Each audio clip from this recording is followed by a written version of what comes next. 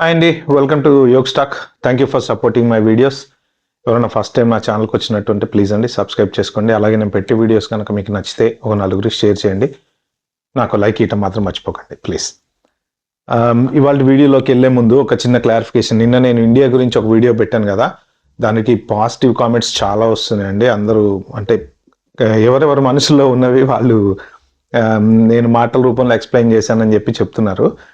అట్లాగే ఇంకో కొన్ని 2-3 కామెంట్స్ కూడా వచ్చినాయి. ఏంటంటే మరి ఇండియా అంత బాగున్నప్పుడు ఎందుకు ఇక్కడ ఉండొచ్చు కదా, మళ్ళీ అక్కడికి ఎందుకు వెళ్ళారు అంటే, దానికి దానికి కరెక్ట్ ఆన్సర్ అనేది ఉండదు. బేసిక్గా చెప్పాలంటే ఇప్పుడు హైదరాబాద్ ఎందుకు డెవలప్ అయింది అంతే, మన మొత్తం ఓవరాల్ స్టేట్లో ఉన్న వాళ్ళు అంతా ఎక్కడోళ్ళు అక్కడ ఉంటే హైదరాబాద్ డెవలప్ కాదు కదా.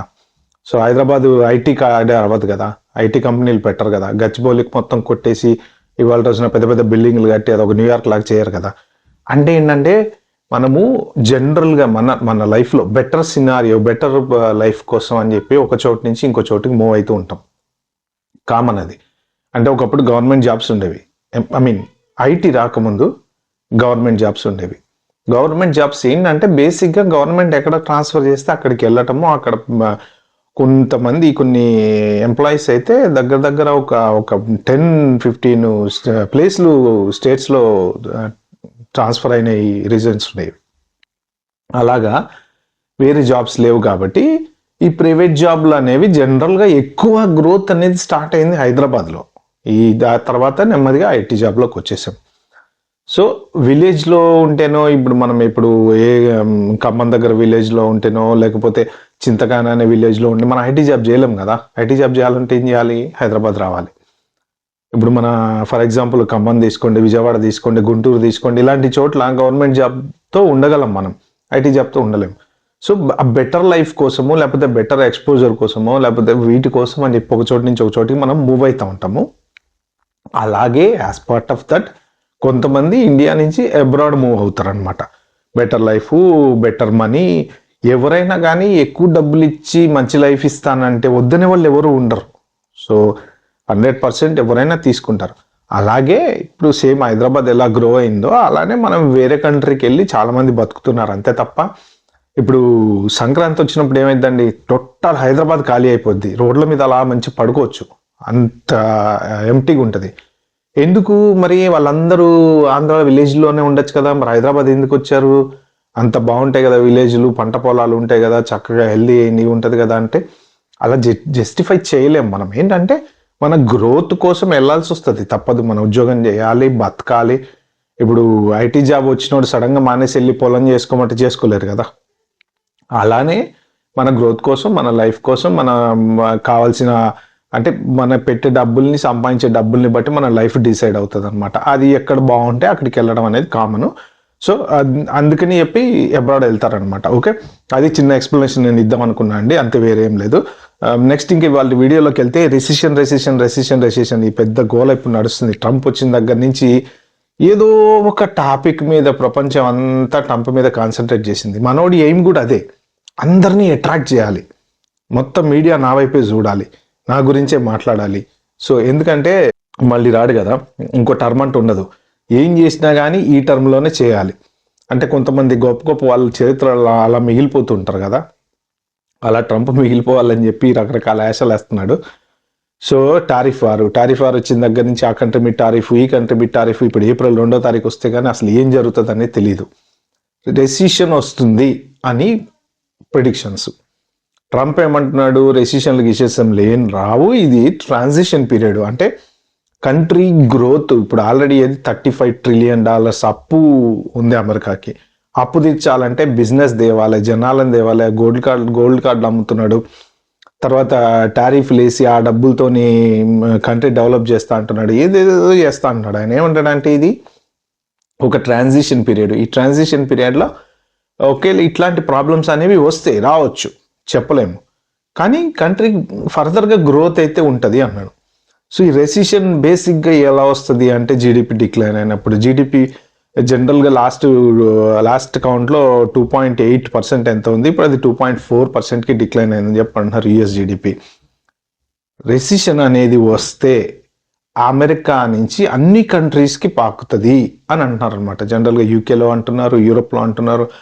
బేసిక్గా ప్రాబ్లం ఎక్కడ వస్తుంది అంటే ఇన్వెస్ట్మెంట్లు అనేవి ఎప్పుడైతే తగ్గిపోతాయో సిస్టంలోకి మనీ రావటం తగ్గిపోతుంది. మనీ రావటం తగ్గిపోయినప్పుడు ఏమవుతాయి, బిజినెస్లు క్లోజ్ అవుతాయి.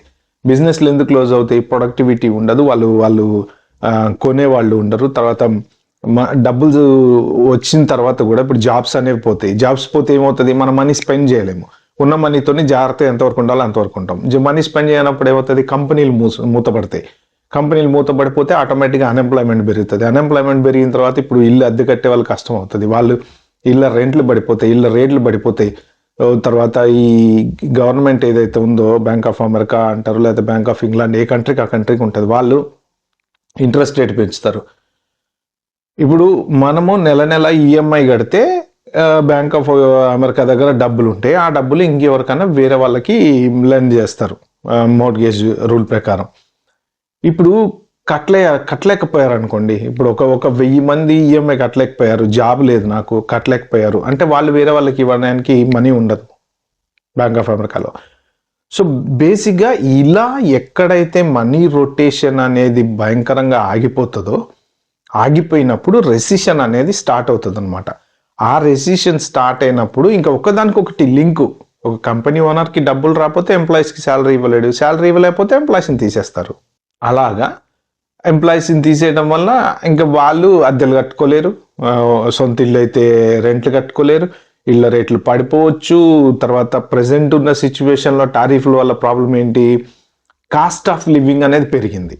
కాస్ట్ ఆఫ్ లివింగ్ పెరుగుతుంది. మనకి సంపాదన పెరిగినప్పుడు కాస్ట్ ఆఫ్ లివింగ్ పెరిగితే మనం నో ప్రాబ్లం అడ్జస్ట్ చేసుకుంటాం. కానీ ఒక పక్క రెసిషన్ వచ్చి జాబ్ పోయి ఇటుపక్క కాస్ట్ ఆఫ్ లివింగ్ పెరిగితే, అంటే రెసిషన్ ఉన్నప్పుడు కాస్ట్ ఆఫ్ లివింగ్ ఎందుకు పెరుగుతుంది అంటే అదే అందరూ మనీ స్పెండ్ చేయరు కాబట్టి షాప్ వాడు కూడా ఏం చేస్తాడు, అట్లీస్ట్ వాడి బిజినెస్ని వాడు రన్ చేసుకోవటం కోసం వాడు ఉన్న వాటి మీద పెంచుతాడు, రేట్లు పెంచి అమ్ముకుంటాడు.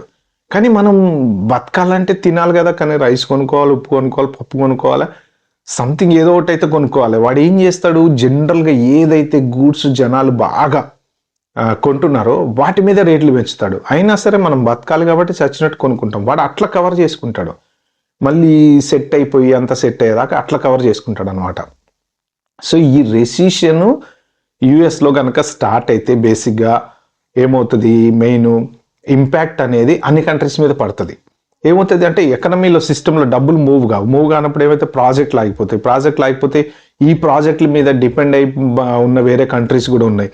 ఇప్పుడు ఫర్ ఎగ్జాంపుల్ April 2 నుంచి మన ఇండియా మీద టారిఫ్స్ వేశారనుకోండి. టారిఫ్స్ మన ఇండియా నుంచి బిగ్గెస్ట్ ఎక్స్పోర్ట్ ఏంటి, ఓన్లీ ఐటీ, తర్వాత ఫార్మా. సో వీటి మీద టారిఫ్స్ వేస్తే ఏమవుతుంది, అప్పుడు మనం ప్రాజెక్టులన్నీ తగ్గిపోతాయి, ప్రాజెక్టులు ఆగిపోతాయి, ఎక్కువ ట్యాక్స్ కట్టాల్సి వస్తుంది. కాబట్టి కొన్ని ప్రాజెక్టులు ఆగిపోతే ఏమవుతుంది, అన్ఎంప్లాయ్మెంట్ పెరుగుతుంది. అన్ఎంప్లాయ్మెంట్ పెరిగినప్పుడు చాలా ఇండియాలో జాబులు పోయే ఛాన్స్ ఉంటుంది, ఇటు అమెరికాలో కూడా జాబులు పోయే ఛాన్స్ ఉంటుంది. ఇప్పుడు ఒక ప్రాజెక్ట్కి 100 million ఖర్చు పెట్టాలి, వాడు 100 million ఖర్చు పెట్టడానికి వాడికి ఫండ్ వస్తేనే ఖర్చు పెడతాడు. ఈ రెసిషన్ వల్ల వాడు ఫండ్ రాలేదనుకోండి, 100 million వాడు ఖర్చు పెట్టాడు. ఆ కంపెనీ వాడు ఖర్చు పెట్టినప్పుడు ఏమైతే 100 millionలో పనిచేసే వాళ్ళు ఎవరెవరైతే ఉంటారో వాళ్ళ ఉద్యోగాలు అందరివి పోయినా అట్లీస్ట్ 50% అయితే పోతాయి. సో దాంతో ఏమైందంటే మొత్తం ప్రపంచం అంతా, అంటే ఒక్క చోట ఇదనేది జరిగితే ప్రపంచం అంతా, ఇప్పుడు లాస్ట్ రెసిషన్ ఇప్పుడు 1930sలో యూఎస్లో ఒకసారి రెసిషన్ వచ్చింది, 30s అనుకుంటా రఫ్లీ. ఒకవేళ నేను తప్పు చెప్పుంటే ఎవరైనా మీరు ప్లీజ్ కామెంట్ సెక్షన్లో కరెక్ట్ చేయండి. అది బిగ్గెస్ట్ రెసిషన్ అనమాట. అప్పట్లో కూడా సేమ్ ఇప్పుడు ట్రంప్ ఎలాగైతే చేశాడో సేమ్ అప్పట్లో కూడా టారిఫ్ వార్ అనేది తీసుకొచ్చారు. అప్పుడు అంటే అప్పట్లో ఈ వాట్సాప్లు, ఎలక్ట్రానిక్స్ అవి ఇవి లేవు కాబట్టి ఓన్లీ గూడ్సే ఉండేవి. ఏంటి, మన కూరగాయలు, పప్పులు, ఉప్పులు, చికెన్, మటన్, ఎగ్స్ ఇట్లా ఉండేవి, ఇలాంటివి ఉండేవి. వాటి మీద టారిఫ్లు బాగా పెంచుకుంటూ వచ్చారనమాట. వాటి మీద టారిఫ్లు బాగా పెంచినప్పుడు ఏమైంది, అప్పుడు బిచ్చమైన రెసిషన్ వచ్చేసింది యుఎస్లో. అప్పుడు కూడా ఇంతే చాలా మంది ఇబ్బంది పడ్డారు, ఉద్యోగాలు పోయినాయి, డబ్బులు లేవు, రకరకాలుగా ఇబ్బంది పడ్డారు. ఆ తర్వాత నెమ్మదిగా గ్రోత్ పెరుగుతా మళ్ళీ 2008లో ఒకసారి వచ్చింది రెసిషన్. సో దాంతో అప్పుడు కూడా ఏదే మన లేమాన్ బ్రదర్స్ బ్యాంకు ఇదైనప్పుడు కూడా మొత్తం ఆ కొట్టడం వరల్డ్ మొత్తం ఎఫెక్ట్ అయిపోయింది. ఒక్క చోట అంటే అమెరికాలో ఒక్క రెసిషన్ వస్తే మొత్తం అన్ని చోట్ల ఎఫెక్ట్ అవుతుంది. ఆ బ్యాంకులు దివాలా తీసినప్పుడు వచ్చిన రెసిషన్కి ఇండియాలో ఉద్యోగాలు పోయినాయి, అమెరికాలో ఉద్యోగాలు పోయినాయి, యూకేలో ఉద్యోగాలు పోయినాయి, యూఎస్లో ఉద్యోగాలు పోయినాయి. సో ఇట్లా ఏదన్నా ఒక గ్లోబల్ ఇంపాక్ట్ జరిగినప్పుడు మొత్తం అన్ని చోట్ల ఉద్యోగాలు పోవడం అనేది కామన్ అనమాట. ఇప్పుడు మీకు ఒక ఎగ్జాంపుల్ చెప్పాలంటే, ఇప్పుడు వరల్డ్ ట్రేడ్ సెంటర్ అటాక్స్ జరిగినప్పుడు ఒక అమెరికానే కాకుండా వేరే కంట్రీల్లో కూడా చాలా చోట్ల చాలా మందికి జాబులు పోయినాయి. ఎందుకంటే నా జాబ్ పోయింది చెప్పాలంటే, సింగపూర్లో పనిచేసే ఉన్నప్పుడు నేను, అది జరిగిన 1 వీక్లో ఉస్ట్ జాబ్. అంటే దాని ఇంపాక్ట్ అలా ఉంటుంది అనమాట. అలాగే ఈ రెసిషన్ ఇంపాక్ట్ కూడా అన్ని చోట్ల ఉంటుంది. కాబట్టి మనం ప్రస్తుతానికి మనం చేయగలిగేది ఏం లేదండి. ఇప్పుడు ఇండియా మీద టారిఫ్ కనుక పెంచితే ఆ ఇంపాక్ట్ ఇంకెలా ఉంటుందో తెలీదు. ఇప్పుడు కెనడా మీద ఉన్న టారిఫ్కి ఈ కార్ స్పేర్ పార్ట్లు కానీ, లేకపోతే ఈ కూరగాయలు కానీ, రకరకాల వస్తువుల రేట్లన్నీ రోజు రోజుకి పెరిగిపోతున్నాయి కదా అని చెప్పి టారిఫ్ని తగ్గించాను అంటాడు ట్రంప్. ఏమంటాడు, వాళ్ళు మన వస్తువులకు టారిఫ్లు వేస్తున్నారు కదా. ఇప్పుడు అమెరికా వచ్చి కూరగాయలు పండించలేరు కదా, కూరగాయలు ఎక్కడో పండించి ఇక్కడికి తీసుకొస్తారు. ఒక్కొక్క చోట ఉన్న ఒక్కొక్క వెదర్ని బట్టి ఒక్కొక్కటి ఇది అనేది ఉంటుంది అనమాట.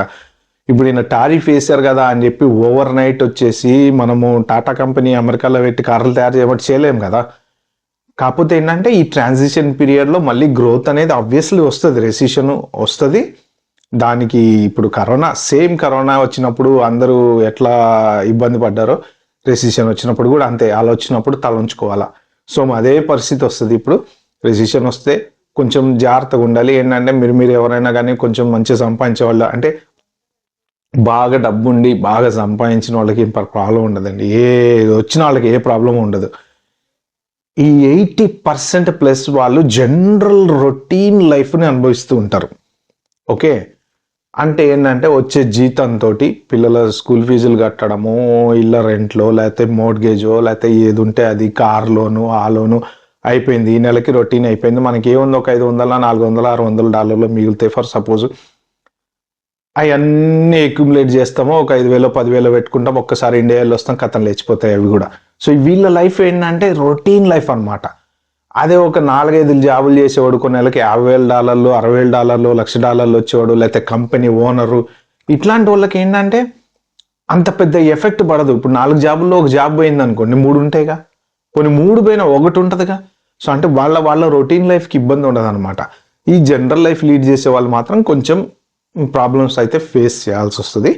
సో మీరు ఎవరైనా అట్లాంటి పరిస్థితుల్లో ఉన్న వాళ్ళు ఎవరైనా ఉంటే మాత్రం ఎందుకైనా మంచిది కొంచెం సేవింగ్స్ చేసి పెట్టుకోండి, ఖర్చులు తగ్గించండి. ఆబ్వియస్లీ ఖర్చులు తగ్గించడం మొదలు పెడితేనే రెసిషన్ స్టార్ట్ అయినట్లు లెక్క.